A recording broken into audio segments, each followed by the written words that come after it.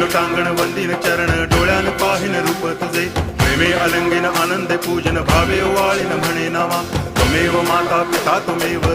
बंधुश्च सखा त्वमेव विद्या करुणं त्वमेव सर्वं मम देव कायेन वाचा मनसेन्द्रियैर्वा बुद्ध्यात्मना वा प्रकृति स्वभावात् करोमि यद्यत् सकलं परस्मै नारायणायति समर्पयामि अच्युतं केशवं रामनारायणं कृष्णदामोदरं वासुदेवं हरि गिरिधरं माधवं गोपिकावल्लभं जानकीनायकं रामचन्द्रं भजे हरे राम